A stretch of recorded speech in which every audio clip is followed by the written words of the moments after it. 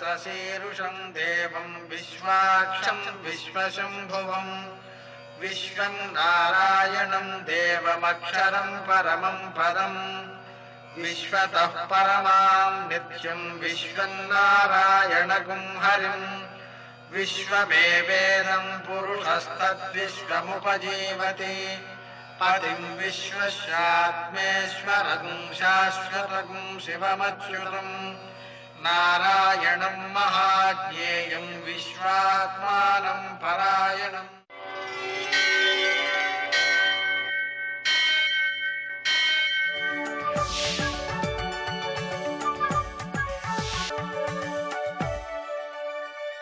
सूर्यशौर्यमथेन्दुरिन्द्रपदवी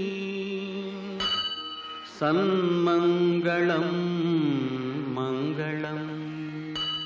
मृत्युंजयाय रुद्राय नीलकंठाय संभवे अमृतेशाय शर्वाय महादेवाय ते नमः। నేటి కాలమాన విశేషాలను గమనిద్దాం. స్వస్తి శ్రీ చాంద్రమాన మన్మథనామ సంవత్సరం దక్షిణాయనం శరదృతువు కార్తీక మాసం కృష్ణపక్షం సోమవారం. సూర్యోదయం 6:37 సూర్యాస్తమయం 5:37. తిథి ఏకాదశి ఉదయం 10:20 వరకు. నక్షత్రం చిత్త రాత్రి 6:21 వరకు. వర్జం రాత్రి 12:32 నుంచి 2:18 వరకు. దుర్ముహూర్తం మధ్యాహ్నం 12:29 నుంచి 1:13 వరకు. మరల మధ్యాహ్నం 2:41 నుంచి 3:25 వరకు. అమృతకాలం ఉదయం 11:11 నుంచి మధ్యాహ్నం 2:59 వరకు.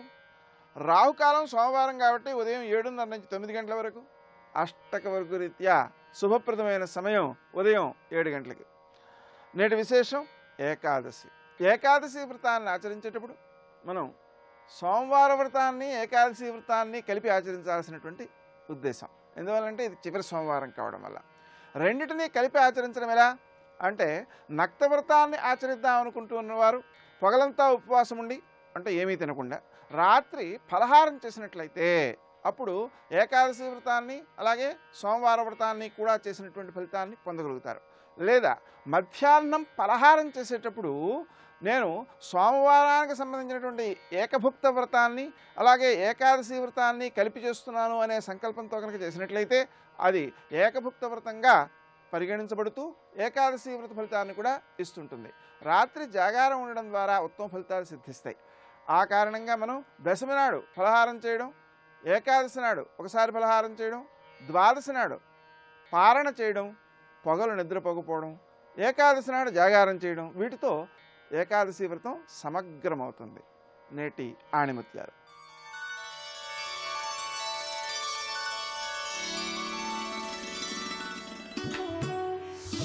కామ క్రోధ లోభ మోహాలు ఉన్న మానవుడు ఎన్నటికీ పరిపూర్ణతను సాధించలేడు.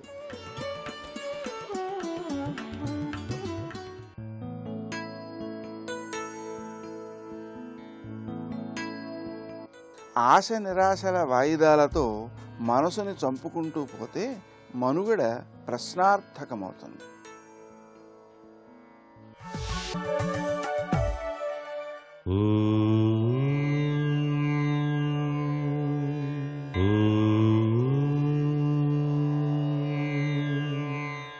ఓం నమః శివాయ. ఓం నమో నారాయణాయ. శ్రీ కార్తీక దామోదరాయ నమః. ఈరోజు ఏకాదశి, చివరి కార్తీక సోమవారం. దీపారాధన అనేటువంటిది విశిష్టవంతమైనటువంటి ప్రభావాన్ని కలిగింపచేస్తుంది మానవాళికి. కార్తీక మాసంలో ప్రతినిత్యం కూడా దీపారాధన చేసి తీరాలి ప్రతి ఒక్కరూ. విష్ణాలయాలలోనూ శివాలయాలలోనూ ఏ ప్రాంగణంలో దీపాలు వెలిగించి నమస్కృతాంజలి ఘటించినా కార్తీక దామోదరుని యొక్క దివ్యవంతమైన అనుగ్రహ కటాక్ష వీక్షణాల్ని ప్రతి ఒక్కరూ సాధింపజేసుకోవడానికి ఆస్కారం ఉంటుంది. అందున ఈరోజు ఏకాదశి సోమవారం. ఆశుతోషుడు అభయంకరుడైనటువంటి పరమేశ్వరుణ్ణి ఏకాదశ ద్రవ్యాలతో త్రికరణ శుద్ధిగా అభిషేకార్చన నిర్వహించాలి. ఈ కార్తీక మాసంలోనే సహస్రలింగార్చన అని చెప్పేసి కూడా చేస్తారు చాలామంది. ఎక్కడ సహస్రలింగార్చన జరుగుతున్నదో తెలుసుకొని ఆ సహస్రలింగార్చన జరిగే చోటును మీరు వెళ్ళి దర్శించినా చాలు, సాక్షాత్తు కైలాసం నుంచి పరమేశ్వరుడే అక్కడ ప్రత్యక్షమై అనుగ్రహాన్ని ప్రసాదిస్తాడు అన్నది శాస్త్రం. పార్థివ శివలింగోపాసన, పుట్టమన్ను తెచ్చి శివలింగాలను చేస్తారు. ఆ శివలింగాలన్నింటినీ కూడాను చక్కగా అమరుస్తారు. నమక చమక పారాయణాదులతో అభిషేకార్చన నిర్వహిస్తారు. 11 సార్లు చేస్తారు అభిషేకం, రుద్ర అభిషేకం. అలా అభిషేకాన్ని ఎవరైతే తిలకిస్తారో వారి జీవనం ధన్యమై తీరుతుంది. సాక్షాత్తు కైలాసగిరి నుంచే పరమేశ్వరుడు అక్కడ ప్రత్యక్షమై తీరుతాడు అని చెప్పేసి శాస్త్రం.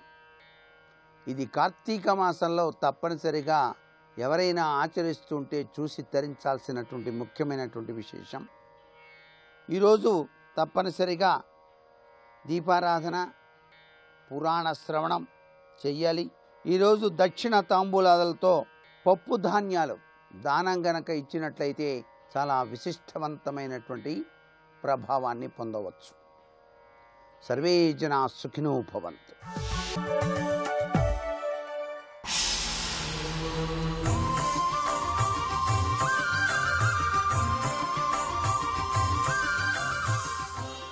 శతక సాహితీ సరస్వతికి నమస్కారం. ధర్మాధర్మ మెరుంగనీదు అఖిల విద్యాధిక్యతల్బాపు ఛీ దుర్మార్గుండనిపించు బంధువులకున్ దుఃఖంబు సంధించు తాన్ మర్మంబించుకలేక మందునివలెన్ మాత్సర్యమున్ పెంచు దుష్కర్మాధీనము కోపమున్ గడపినన్ కాపాడుమో శంకరా. ఓ పరమేశ్వర, ధర్మాధర్మ మెరుంగనీదు. ఈ కోపం అనేటువంటిది గనక ఆవహించిందంటే ఇది మంచి ఇది చెడు అనేటువంటి విచక్షణ లేకుండా చేస్తుందయ్యా. కోపం పాపస్య కారణం అన్నారు. సకల పాపాలకి మూలం కోపము అని. కనుక ఈ కోపం అనేది గనక నాకు వచ్చిందంటే ఓ స్వామి, ధర్మాధర్మ మెరుంగనీదు, ఇక ధర్మాధర్మ విచక్షణ అనేటువంటిది లేకుండా చేస్తుంది. అఖిల విద్యాధిక్యతల్బాపు, పరమాద్భుతమైన విద్యావంతుడైనా సరే, అఖిల శాస్త్రములను ఔపోసన పట్టినటువంటి వాడైనా సరే, ఆ విద్యాధిక్యత అంతా కూడా ఒక్క క్షణంలో పోగొడుతుంది. ఛీ దుర్మార్గుండనిపించు, వాడు కోపంతో ఒక మాట మాట్లాడితే వాడిని దుర్మార్గుడుగా చూస్తుంది లోకం. వాడి యొక్క విద్య కానీ, వాడి యొక్క ప్రతిభ కానీ, అంతకు పూర్వం వాడు చేసిన మంచి పనులు కానీ ఏవీ కూడా పట్టించుకోదు, ఏవీ గుర్తుకు రావు. ఈ కోపం యొక్క లక్షణం అది. కోపం వచ్చిన మనిషికి ఇవన్నీ కూడా జరుగుతాయి. కనుక ఓ స్వామి, ధర్మాధర్మ మెరుంగనీదు అఖిల విద్యాధిక్యతల్బాపు ఛీ దుర్మార్గుండనిపించు బంధువులకున్ దుఃఖంబు సంధించు. వీడు కోపం తెచ్చుకుంటే వీడికి కావలసిన వాళ్ళందరూ కూడా బాధపడతారు. వీడికి చెప్పలేరు, వాళ్ళు బాధపడుతూ ఉంటారు. తాన్ మర్మంబించుకలేక మందునివలెన్ మాత్సర్యమున్ పెంచు. మళ్ళీ ఈ కోపం అసూయని తెప్పిస్తుంది. మళ్ళీ ఈ కోపం కోపంగా పోకుండా ఇతరులపైన మళ్ళీ అసూయ అనేటువంటి దాన్ని పెంచేస్తుంది. ఇది మందుడిలాగా అయిపోతాడు, బుర్ర పని చేయదు వాడికి. ఎంత మేధావి అయినా సరే తీవ్రమైన కోపానికి లోనైనప్పుడు సరైన నిర్ణయం తీసుకోలేడు, ఒక మందుడులాగా ఆలోచిస్తాడు. చాలా స్థాయి తగ్గిపోతుంది. మందునివలెన్ మాత్సర్యమున్ పెంచు. మిమ్మల్ని వాడిట్లా అన్నాడండి అని ఎవడైనా చెబితే వీడికి గనక కోపం వచ్చిందంటే వెంటనే ఈ కోపంతో వాడి మీద అసూయ వీడికి వెంటనే కలుగుతుంది, మాత్సర్యాన్ని పెంచుతుంది. ఇది దుష్కర్మాధీనము, అన్ని దుర్మార్గమైనటువంటి పనులు చేయించే పరిస్థితి తీసుకొస్తుంది. కోపము గడపినన్ కాపాడుమో శంకర. కనుక ఇటువంటి కోపం నన్ను ఆవహించకుండా చూడవయ్యా స్వామి. ధర్మాధర్మ మెరుంగనీదు అఖిల విద్యాదీక్షతల్ బాపు చీ దుర్మార్గుండనిపించు బంధువులకు దుఃఖంబు సంధించు తాన్ మర్మంబించుకలేక మందునివలెన్ మాత్సర్యమున్ బెంచు దుష్కర్మాధీనము కోపమున్ గెడపినన్ కాపాడుమో శంకరా అంటూ కోపం తనని ఆవహించకుండా ఉండేలా చూడమని మిక్కిలి సహనాన్ని, అద్భుతమైనటువంటి సహనాన్ని, ఓర్పుని తనకు నిరంతరం కల్పించమని, తాను సహనమూర్తిగా ఆ పరమేశ్వరుణ్ణి నిరంతరం అర్చిస్తూ సాగాలని, కోపం అనేది ఏమాత్రం కూడా తన దగ్గరకు రాకూడదని ఆ పరమేశ్వరుణ్ణి కోరుకుంటూ సర్వసమర్పణ బుద్ధితో హృదయంలో పరమేశ్వరుణ్ణి నిలుపుకుని భక్తితో అద్భుతమైన పద్యరచన చేసి గొప్ప శతకాన్ని మనకు అందించిన విద్వత్కవులు, సంగీత విద్వాంసులు శ్రీ చాగంటి సుందర శివరావు గారు రచించిన శంకర శతకంలోని మరి ఒక పద్యం గురించి రేపు ఉదయం తెలుసుకుందాం. ఓం నమః శివాయ. करोति या बिभर्ति या निहन्ति या जगत्त्रयं समन्ततो विभाति या न दृश्यते क्वचिच्चया. सर्वस्वरूपे सर्वेशि सर्वशक्तिसमन्विते भयेभ्यस्त्राहि नो देवि दुर्गे देवि नमोऽस्तु ते. शिवाय गुरवे नमः. श्रीमात्रे नमः. శ్రీ విష్ణురూపాయ నమః శివాయ. శ్రీ ఉమాయై నమః. జగదంబ ఉమాదేవి యొక్క దివ్యమైన మందహాసాన్ని మంత్ర సమానమైన శ్లోకాల్లో వర్ణిస్తున్నారు గణపతి ముని. ఈ సమయంలో అమ్మవారి చిరునవ్వును అద్భుతంగా వర్ణించినటువంటి మరికొందరు మహానుభావులను మనం స్మరించుకోవచ్చు. అందులో ఒకరు ఆదిశంకర భగవత్పాదుల వారు సౌందర్య లహరిలో అమ్మవారి చిరునవ్వును వర్ణించారు. వశిన్యాది వాగ్దేవతలు లలితా సహస్రనామాల్లో పలుతావుల్లో వర్ణించారు. ముఖ్యంగా నవ్వు యొక్క వైభవం ఏంటంటే శివుని వశం చేసుకున్నటువంటి నవ్వు. అందుకు తన యొక్క నవ్వు కాంతిలో శివుని మనస్సును మునకలు వేయించింది అన్నారు వశిన్యాది వాగ్దేవతలు. మందస్మిత ప్రభాపూర మజ్జత్ కామే సమాన సహాని. పరమేశ్వరుని మనస్సుని పరవశింపజేసిన అమ్మవారి యొక్క మందహాసం. ఆ తల్లి స్కందజనని అంటే సుబ్రహ్మణ్యుని యొక్క తల్లి. ఆ తల్లి యొక్క నవ్వు ఒక వెన్నెల్లా ప్రకాశిస్తూ మునుల మనస్సులనేటువంటి కలువల్ని వికసింపజేస్తుంది అనే భావాన్ని చూపిస్తున్నారు ఇక్కడ. వెన్నెల రాగానే కలువలు విచ్చుకున్నట్లుగా అమ్మవారి నవ్వు కాంతి సోకగానే మునుల మనస్సులు వికసిస్తున్నాయి. వికసించడం అంటే జ్ఞాన ప్రబోధమే వికసనము. మునుల మనస్సులు వికసిస్తున్నాయని చెప్పడంలో విశేషం ఏమిటి అంటే అమ్మవారి నవ్వు ఒక ఆచార్యుని వలె జ్ఞానాన్ని ప్రసరిస్తున్నది. అందుకే చూడ్డానికి అన్ని నవ్వును వర్ణిస్తున్నట్టు కనబడ్డా ఒక్కొక్క దాంట్లో ఒక్కొక్క ప్రయోజనం. ఆ నవ్వు ఒక జ్ఞానస్వరూపుడిగా ప్రకాశిస్తున్నది. ఆ జ్ఞానస్వరూపుడైన భావం బలపడ్డానికే స్కందజనిని అన్నారు. సుబ్రహ్మణ్యుని తల్లి. సుబ్రహ్మణ్యుడి జ్ఞానస్వరూపుడు. సనత్కుమార తత్వం అది. సనత్కుమారుడు అంటేనే బ్రహ్మజ్ఞానం. అటువంటి సుబ్రహ్మణ్యునికి తల్లి గనక ఆ జ్ఞానాన్ని బోధిస్తుంది. పైగా సుబ్రహ్మణ్యుడు జ్ఞానప్రదాత అయినటువంటి గురువు గనక, గురు గుహుడు గనక గురుగుహుని జనని ఆ తల్లి. అందుకే కుమార గణనాథాంబ, గుహాంబ అంటూ 2 పర్యాయాలు లలితాశాస్త్రంలో కూడా చెప్పారు. అటువంటి జగదంబ యొక్క స్కందమాత యొక్క చిరునవ్వు మనకు ఉల్లాసమును కలిగించుగాక, జ్ఞానాన్ని ప్రసాదించుగాక. కమనీయ కంఠమాల ముక్తామణి తారక వయస్యో నః కామాన్ వితరతు గౌరీ దరహాసో నామ ధవళాంశు.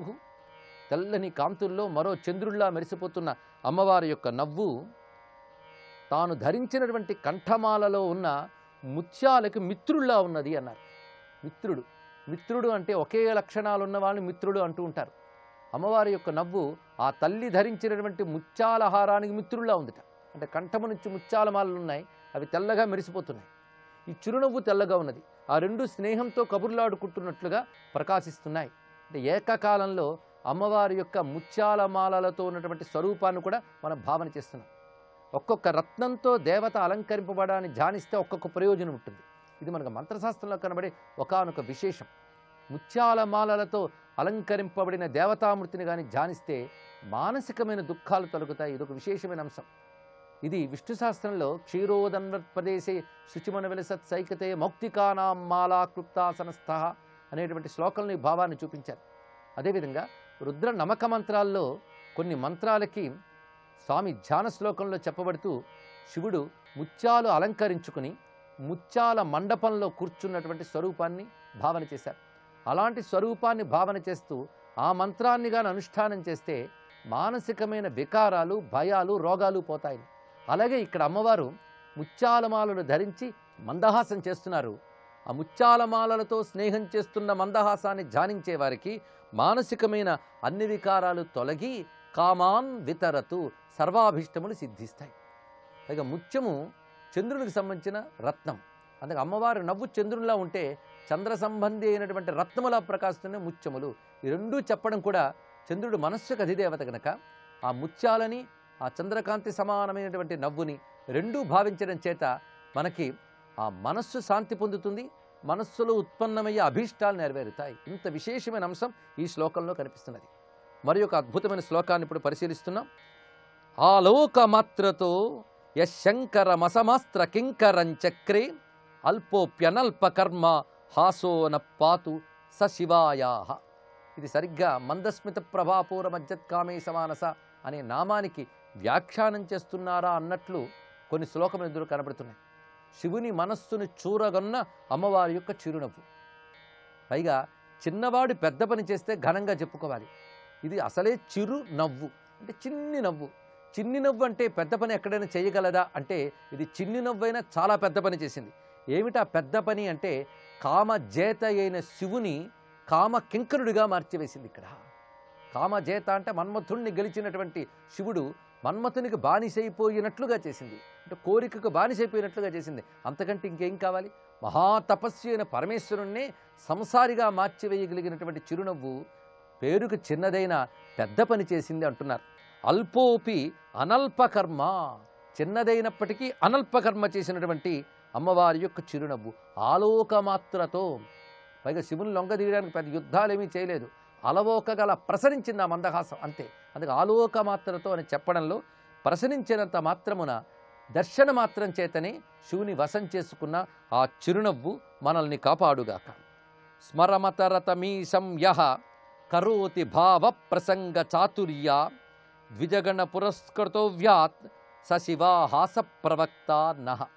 ఇక్కడ చిరునవ్వుని ఒక ప్రవక్తతో పోల్చారు. ఒక ప్రవక్త ఏం చేశారంటే చక్కటి చమత్కారంగా లేదా మంచి నైపుణ్యంగా మాట్లాడి అవతల వాళ్ళని వశం చేసుకుని ఒక విద్యకు లొంగేటట్టు చేస్తాడు ప్రవక్త యొక్క పని. ఆ మాట చమత్కారము, యుక్తులు, పాండిత్యము అన్నీ చూపించగానే ఆ మాటకు మనం లొంగిపోయి అతను చెప్పినట్టల్లా చేస్తూ ఉంటాం. అలా అమ్మవారి యొక్క నవ్వు ఒక ప్రవక్త అలా ఉన్నది. ఈ ప్రవక్తలు శిష్యులను వేసుకు తిరుగుతూ ఉంటారు. అలాగా అమ్మవారి నవ్వు అనే ప్రవక్త వెనకాల బోలెనంతమంది శిష్యులు ఉన్నారట. వాళ్ళు ఎవరంటే ద్విజగణము అన్నారు. ద్విజగణము, ద్విజగణము అన్నప్పుడు వేదవేత్తలని, బ్రాహ్మణుల్ని ద్విజులు అంటారు. అంటే వాళ్ళు సంస్కారం పొందకముందు ఒక జన్మ, సంస్కారం పొందిన తర్వాత మరొక జన్మ కనుక ద్విజులు అని చెప్తారు. అలాంటి ద్విజులైనటువంటి వాళ్ళని తిరుగుతూ ఉంటాడు ప్రవక్త. అందుకు ప్రవక్త వెనకాల ఎప్పుడు ద్విజులు ఉంటారు. ఆదిశంకరుల వెనకాల శిష్యులు ఉన్నట్లు, పీఠాధిపతుల వెనకాల కూడా ఈ ద్విజగణము ఉన్నట్లుగా అమ్మవారి నవ్వనే ప్రవక్త వెనకాల ద్విజగణం ఉన్నారట. అద్భుతమైన కవిత్వాన్ని కూడా చూపిస్తున్నారు. ద్విజ అనే మాటకు రెండు అర్థాలు ఉన్నాయి. ఒకటి శాస్త్రవేత్త అని, ఇంకొకటి దంతములు అని అర్థం. దంతాలకు అంటే పండ్లకు కూడా ద్విజులని పేరున్నది. ఎందుకంటే అవి పసితనంలో వస్తాయి, కొంతకాలం తర్వాత పోయి మళ్ళీ వస్తాయి కనుక దంతములకు కూడా ద్విజులని పేరు ఉన్నది. శుద్ధ విద్యాంకురాకార ద్విజ పంక్తి ద్వయోజ్వల అని లలితా సహస్రంలో చెప్పారు. అందుకు ద్విజగణముతో ఉన్న ప్రవక్తలాగా ఈ దంతములనే సమూహంతో అమ్మవారి చిరునవ్వు ప్రకాశిస్తున్నది. ఆ ప్రవక్త ఏం చేస్తాడు? అద్భుతమైనటువంటి తన చమత్కారంతో, చాతుర్యంతో అవతల వారి మనస్సును మార్చివేస్తాడు. అదేవిధంగా అమ్మవారి నవ్వు అనే ప్రవక్త శివుని మనస్సును మార్చివేసి కామతంత్ర పరతంత్రుని చేసింది. అటువంటి ఆ ప్రవక్త మనల్ని అనుగ్రహించుగాక.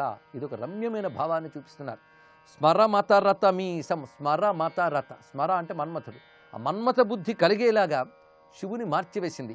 భావప్రసంగ చాతుర్య, భావప్రసంగ చాతుర్యంతో మార్చివేసినది ఆ నవ్వు.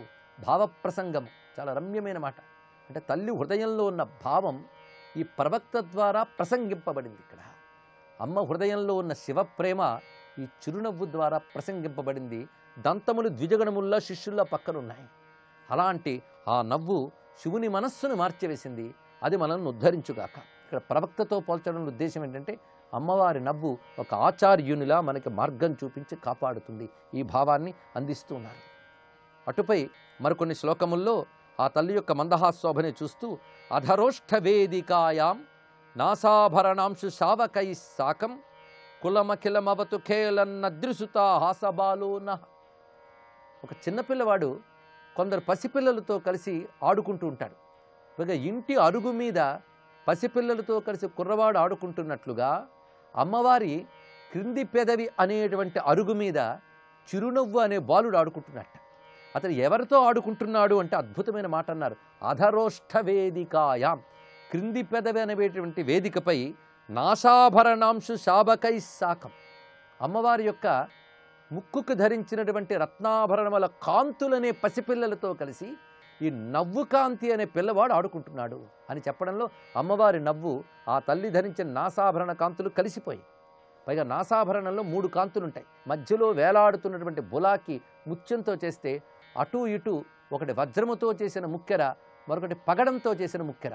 ఆ ఎరుపు కాంతులు, ఈ వజ్రపు కాంతులు, మధ్యలో ఉన్నటువంటి ఈ ముత్యాల కాంతులు, ఈ 3 కాంతులు ప్రసరిస్తూ ఉంటే ఆ కాంతులతో కలిసి అమ్మవారి పెదవిపై ఆడుకుంటున్నాడు ఈ చిరునవ్వు అనే బాలుడు. అంటే అమ్మవారి యొక్క నవ్వులో నవ్వు కాంతితో పాటు నాసాభరణ కాంతులు కూడా ప్రకాశిస్తున్నాయి. ఇప్పుడు ఈ వర్ణన చేస్తూ ఉంటే అమ్మవారి వదనం మన ధ్యానంలోకి వస్తున్నది. ఆ నాసాభరణ కాంతులు కూడా కనిపిస్తున్నాయి. తారాకాంత తిరస్కారి నాసాభరణ భాసురా అని చెప్పినట్లుగా. కవిత్వం అంటే ఏమిటో గణపతి ముని ఇందులో మనకు చూపిస్తున్నారు. వ్యర్థీభూతే చూతే గతవతి పరిభూతి మసిత జలజాతే అనితే సిద్ధిమశోకే కమలేపి గలజ్జయశ్రీకే బహుదా బిభేద హృదయం హరస్య బాణేన ఏన సుమబాణ తదుమా లీలా హసితం మల్లీ సుమమస్తు మే భూత్యై. ఇక్కడ 2 శ్లోకాల్లో ఒక భావం యొక్క కొనసాగింపు కనబడుతుంది. మన్మథుడు శివుణ్ణి జయించడానికి 5 పువ్వుల బాణాలు పట్టుకెళ్ళాడు. వాడి పేరే పంచబాణుడు. 5 పువ్వుల బాణాలు ఉన్నాయి. వాటి పేర్లు కూడా వివరిస్తూ ఉన్నారు ఇక్కడ. అరవింద మశోకంచ చూతంచ నవమల్లిక నీలోత్పలంచ. ఈ 5 ఆ పువ్వుల బాణములు. అరవిందం, అశోకం, చూతం, నవమల్లిక, నీలోత్పలవి. అయితే అవి ఒక్కొక్కటి ఎలా వ్యర్థమైపోయాయి. ముందు చూతము వేశాడు. చూతం అంటే మామిడి పువ్వు. వ్యర్థీభూతే చూతే, ఎప్పుడైతే మామిడి పువ్వు వ్యర్థమైందో వెంటనే నీలోత్పలం నల్లకలు వేసేట. పరిభూతి మసిత జలజాతే, అది కూడా ఓడిపోయింది. ఇంకా ఆలోచిస్తున్నాడు, తర్వాత బాణాన్ని ప్రయోగించబోతున్నాడు. అప్పుడేం జరిగిందో రేపు తెలుసుకుందాం. సర్వం శ్రీమాతృ చరణారవిందార్పణమస్తు. నమో ఆంజనేయం నమో దివ్యకాయం నమో వాయుపుత్రం నమో సూర్యమిత్రం నమో నిఖిల రక్షాకరం రుద్రరూపం నమో మారుతిం రామదూతం నమామి. ఓం నమో హనుమతే నమః. ధన్యధన్యాహో ప్రదక్షిణ అని మహారాష్ట్రం వాళ్ళు అంటుంటారు. ఇప్పుడు మహారాష్ట్రం వాళ్ళు భజన లేనిది పడుకోరు. వాళ్ళు విఠల విఠల స్మరణ లేనిది పడుకోరు అని చెప్పుకొచ్చారు. అట్లనే గురుదేవుల యొక్క ప్రదక్షిణ, గురుదేవుల యొక్క స్మరణనే చాలా నాకు సర్వస్వం అని చెప్పుకొచ్చారు.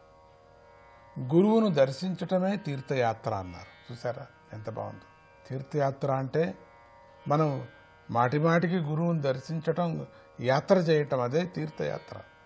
వేరే యాత్ర అక్కర్లేదు. మనం గురునామ స్మరణే స్నానం, అదే జపం అంటూ ఉంటారు. అది మనం అట్లా ఏదో వెళ్ళటానికి వీలు లేదు కాబట్టి ఇట్లా సర్దుకోవటం అనేది ప్రశ్న కానే కాదు.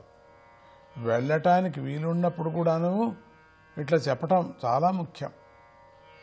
అనుకూలం ఉన్నప్పటికి కూడా తీర్థయాత్ర చేయటము, అది గురువు దగ్గరే వచ్చే దర్శనం చేయటమే తీర్థయాత్ర అన్నారు.